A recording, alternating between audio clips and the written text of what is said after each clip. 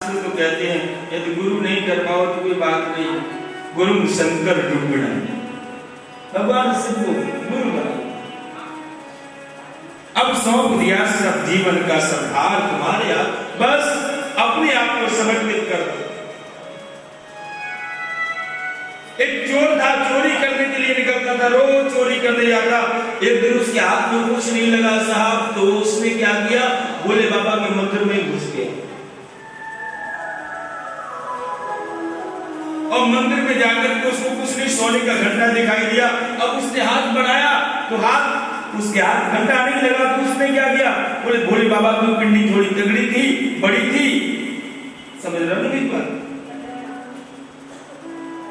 Language problem हो सकती है। तो कितना भी संभालू तो निकल कर जाता ही है। बड़ी थी, काफी मोटी थी, काफी चौड़ी लंबी, सब विकराल। भोलेनाथ को भोलेनाथ जटाटवी कलज्जर प्रभाव दशहरे गले भोलेनाथ भोलेनाथ। तो उसने सोचा इस घंटे को कैसे उतारे, तो उस शिवलिंग पर ही चढ़ गया और घंटा जैसे ही बोला टन, बस फिर क्या था, प्रकट हो गए। वो तो डर गया, पिंडी फाटी और पिंडी से भगवान भूत भावन भोलेनाथ का प्रादुर्भाव हुआ। भूत भावन भोलेनाथ की और वो कांपने लगा, कांपते कांपते चरणों में गिर गया। बोले मुझसे अपराध हो गया, मुझे ऐसा नहीं करना चाहिए था। बाबा ने कहा चिंता मत कर, दुनिया तो पैसे चढ़ाती है, गंगा जल चढ़ाती है, जल चढ़ाती है, ये चढ़ाती वो चढ़ाती है, तूने तो आज दुनिया से हट के अपने आप को मेरे ऊपर समर्पित कर दिया। ऐसे ही भगवान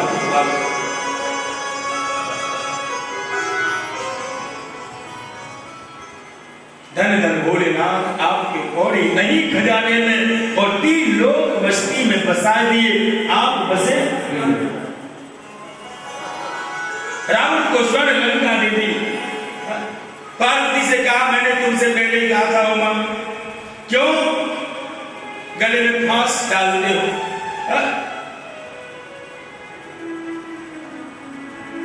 और पार्वती भी गाना पड़ता है, पार्वती को गैरों पे गरम अपनों पे। पार्वती बाबा तुम्हारी भी जड़े, एक चेला ऐसा है उसको लंका ही नहीं दी पूरी।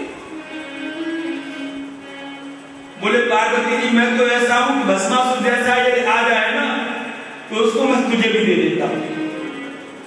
ऐसे ही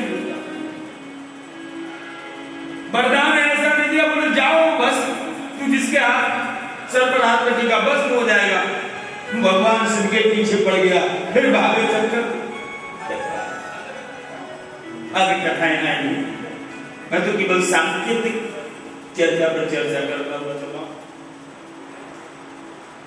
तो भगवान शुभ जी से सौनक जी निवेदन करते हैं, संत का क्षण और अन्न का कण कभी व्यर्थ नहीं रहना चाहिए। जीवन में एक संत हो, मैं चर्चा कर रहा हूं, कहीं भी जाऊं, शाहदरा जाऊं, दिल्ली जाऊं, गाजियाबाद जाऊं, वृंदावन, कहीं भी जाऊं, किसी भी स्टेशन पर जाऊं, लौट करके शाहदरा वाले भी आऊंगा, चिंता मत करना। क्योंकि एक बात को समझाने के लिए, समझने के लिए उठाना पड़ता है। गीता से भी उठाना पड़े, हो सकता है मानस से उठाना पड़े, महाभारत से उठाना पड़े, जहां से उठाना पड़े वहां से उठाऊंगा, बाकी आपका काम यहां होगा। हम तो समझाएंगे, समझ में आ जाएगा।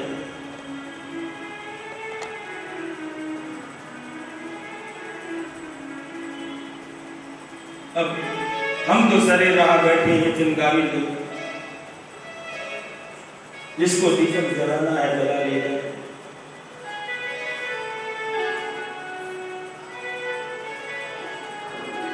भगवान भूत भावन भोलेनाथ के इस पावन चरित्र के विषय में निवेदन कर रहा था कि एक सदगुरु होगा तो आप भटके नहीं।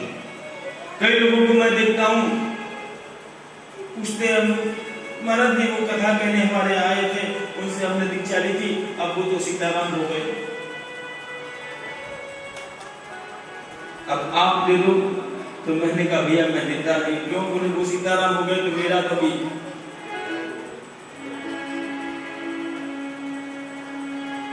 तीन को जब गया चौथा मेरा नंबर, मैंने कहा भैया क्षमा करो मैं दीक्षा देता नहीं।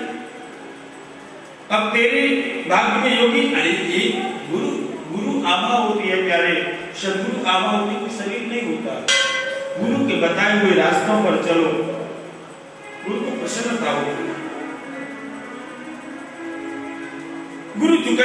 अब कई लोग कहते हैं मैं रामायण को मानता हूं, लेकिन रामायण की तो मानो, गुरु को मानो, गुरु को मानो न मानो कोई बात नहीं, लेकिन गुरु की मानो। गुरु की जब मानोगे वही सच्ची सेवा है। गुरु न तजो हरि को न विसारो। गुरुदेव भगवान स्वामी नारायण जी कहा करते थे, गुरु न तजो हरि को न विसारो, पर शर्त इतनी है कि हरि के संग गुरु को भी लिया। गुरु गोविंद दो खड़े काके लागो पाए, बलिहारी गुरु आपकी सुगोविंद दियो। गुरु मार्ग प्रशस्त करता है। तो जीवन में एक संत होना चाहिए, जीवन में एक ग्रंथ होना चाहिए। किसी ग्रंथ के प्रति आपको आस्था, आप वृंदावन जाओगे तो वहां आपको मिलेगा कि वहां सब श्रीमद् भागवत के गोपी गीत का पाठ करते मिलेंगे, दशम स्कंद का पाठ करते मिलेंगे, आप लोग शुरू से जिसकी जैसी रुचि पाठ करते मिलेंगे। अयोध्या में जाओगे मानस का पाठ करते मिलेंगे, महाकाल उज्जैन में जाओगे शिव महापुराण, शिवाष्टक, रुद्राष्टक, इन सब के पाठ करते हुए मिलेंगे। जिसकी जो नगरी है प्यारे, बनारस में जाओगे शिव जी का गुणगान पाओगे। और ठाकुर जी ने हमें तो ऐसा दे दिया कि हम थोड़े वृंदावन में भी रह लिए, थोड़े अयोध्या में भी रह लिए, नैम शारद शिक्षा मिली, और ठाकुर जी ने शास्त्री और आचार्य जब कराई तो बनारस में भी जगह दे दी। तो हमने सबका मिश्रण ले लिया, तो सबका मिश्रण लेकर के अब बांटते जा रहे हैं।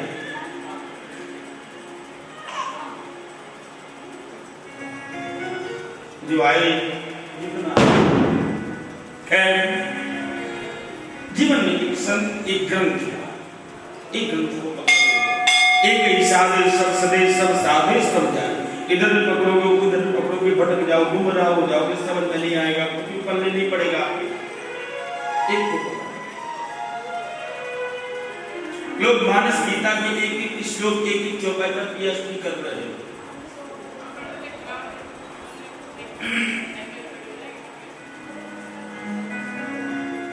और जीवन में एक पंथ होना चाहिए। आज पता चला आप वैष्णव पंथी है, कल पता चला शैव पंथी है। एक मैं आपको एक उदाहरण दे दूं। एक गांव में कथावाचक जी आए, उस और देखो हर गांव में मन चले लोग तो होते ही भाई। तो कथावाचक जी जब आए तो उसके पास शाम को लोग मिलने के लिए आते हैं। आवाज प्रकट महाराज जी आपने कथा बहुत अच्छी, ये लोगों की कुछ लोग तो हृदय से करते हैं, कुछ दिखावा करते हैं, और वो सोचते कि महाराज जी का आश्रम है, थोड़ी मोटी पार्टी, महाराज जी चेला बन जाएंगे, 50,000 रुपये, ऐसे भी लोग होते हैं। एक भाई ने मुझसे लखनऊ वाली कथा में कहा महाराज जी हमको साथ में रखिएगा। मैंने कहा सेवा में चलिए, गौ सेवा धाम, गौ की सेवा करना। बोले महाराज जी गौ की सेवा नहीं, वो हम तो आपकी सेवा करें। मैंने क्या? बोले आपके पास जो पैसे गद्दी पर चढ़ते हैं वो गिनते रहेंगे, आपकी जो धोती कुर्ते हैं इनको हम घड़ी करते रहेंगे, ये करते रहेंगे। हम भैया ये सेवा नहीं करनी आपको, क्यों?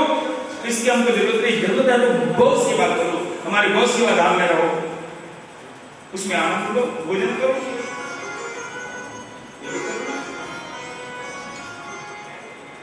तो पता चले गुरु जी की सेवा करते करते जेब की सेवा हो जाए। क्षमा करना सेवा,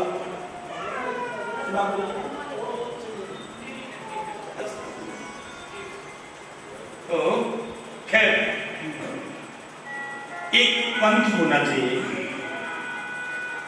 एक ही साधु सब सदे सब साधु। आज इसमें कल इसमें, तो मैं उस कथा कथावाचक की बात कर रहा था, एक मन चला व्यक्ति आया, बोले बाबा मेरे यहाँ धन का अभाव है, कुछ व्यवस्था ऐसी करें जो कि मेरे घर में लक्ष्मी जी कृपा कर दें। बोले तो भैया एक काम करो, कुबेर की सेवा शुरू कर दो।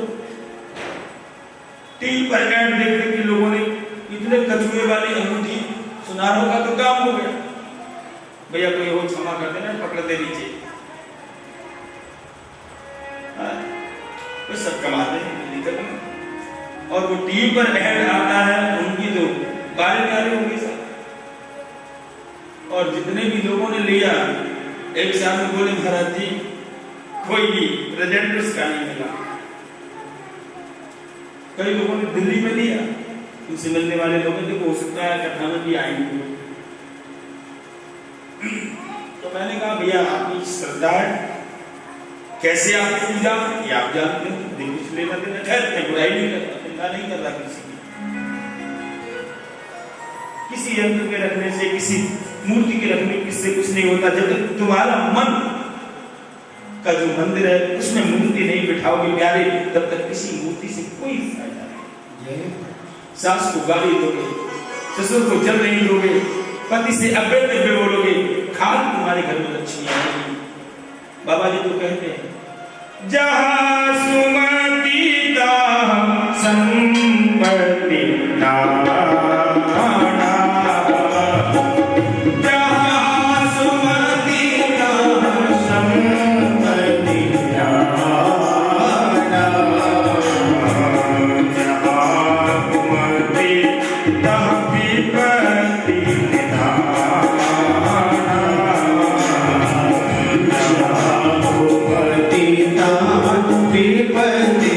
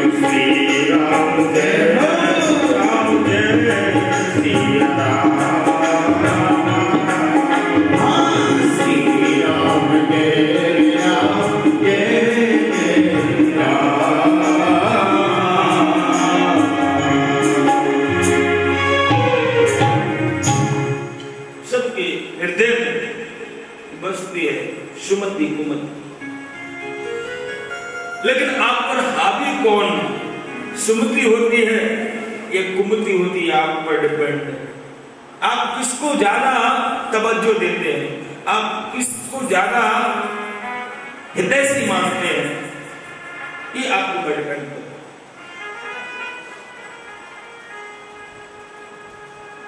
तो उस भाई ने कहा कि बाबा मेरे घर में लक्ष्मी आ जाए तो कुछ बात बने।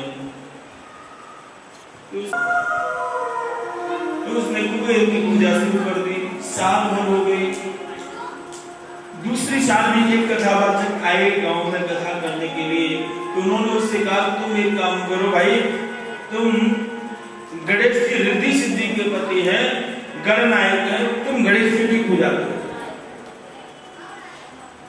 साल भर तक बेचारा गणेश जी को धूप बत्ती अगरबत्ती दीपक क्या करता है। अंत बता दुर्गा जी, काली जी, शंकर जी सबको उसने लाइन में खड़ा कर दिया। सब पूरा का पूरा मंदिर बन गया। लेकिन बेचारे का कहीं भी कल्याण न हुआ, लक्ष्मी जी कृपा नहीं किए। एक दिन पूजा कर रहा था कि उसी समय कुछ हवा ऐसी चली कि जो धूप बत्ती का धुआं था वो गणेश जी की सूंड थोड़ी बड़ी होती है, उस सूंड में जाने लगा। तो बेचारा गणेश जी से कुछ ज्यादा सेवा की थी, तो गणेश जी से कुछ काम न बना, उसको खुंदक भी आने लगी कि बेकार में इतना बड़ा पेट, इतने लड्डू खा जाते हैं और फिर भी काम नहीं करते। तो थोड़ा उसको चिड़चिड़ापन हो गया था, उसका काम नहीं हो रहा था, धूप का धुआं उधर। तो उसने अपने बालक को बुलाया, बेटी इधर आओ। बेटा दौड़ता, वहां पापा बोलो क्या बात है? बोले पाला लाओ, पाला रुई, इतना रुई लाओ। और रुई लेकर के बेटा आया तो वो गणेश जी की नाक में ठूसा, पूरा उसकी नाक में भर दिया गणेश की। उसी समय गणेश भगवान प्रकट हो गए। बोले गणेश जी महाराज की जय हो। वो एकदम भौचक्का रह गया, परेशान हो गया, दिल मिला गया। बोले ये क्या हो गया, मैंने क्या अपराध कर दिया? गणेश भगवान के चरणों में गिर पड़ा, निवेदन करने लगा।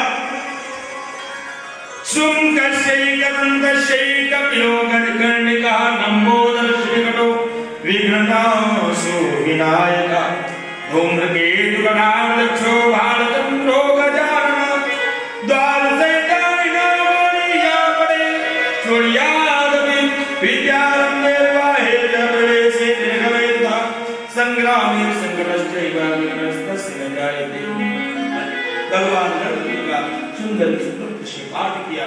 बोले महाराज अभी तक धूप बत्ती लड्डू इत्यादि खिलाते रहे, आप प्रकट नहीं हुए। और जब मुझे क्या पता था कि आपकी नाक में रुई को डालो तब आप प्रकट होते हो, तो बाबा मैं इतना परेशान नहीं होता। कब का डाल चुका होता मुझे। जागी रही भावना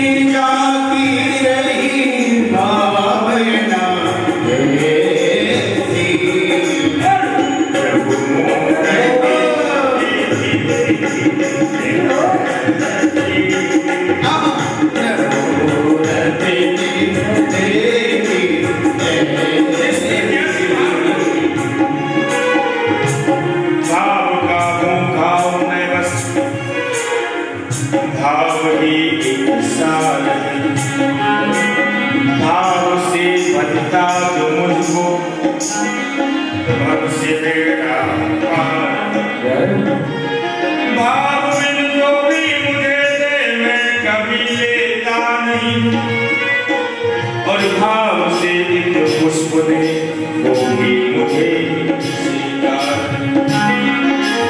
जागी रही भावना जैसी, जागी रही भावना जैसी, प्रभु मूरत देखी दिन जैसी, प्रभु मूरत देखी जैसी, प्रभु मूरत देखी दिन जैसी, प्रभु मूरत देखी जैसी।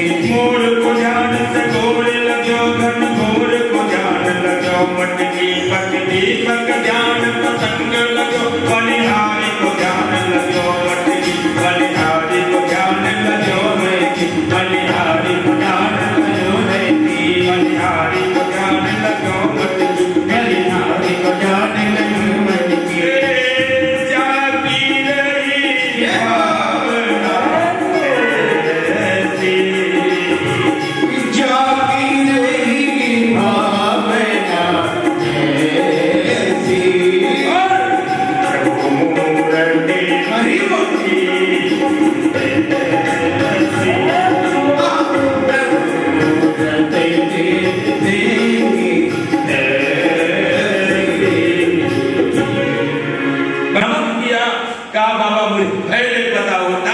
तो इतने मंदिरों की स्थापना क्यों करता? अब रुई से प्रसन्न हो गए, कितना खर्चा। तो एक ग्रंथ पर वर्णशाला को, एक ग्रंथ पर एक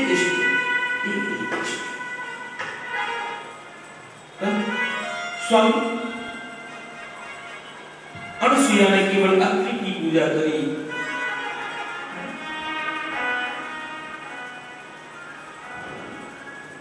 तीन देवता आकर के उसके आंगन में झूल गए साहब।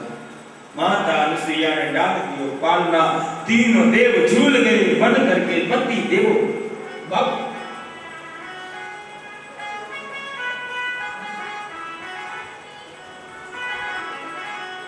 एक ही धर्म एक व्रत नेमा काय वचन मन पति पति।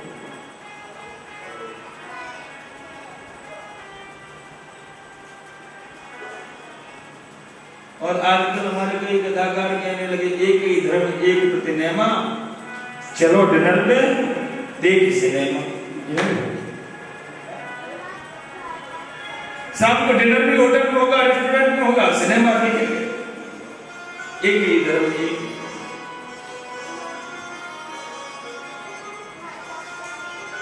तो युवा मिलेंगे धर्मेंद्र है ना, जाना है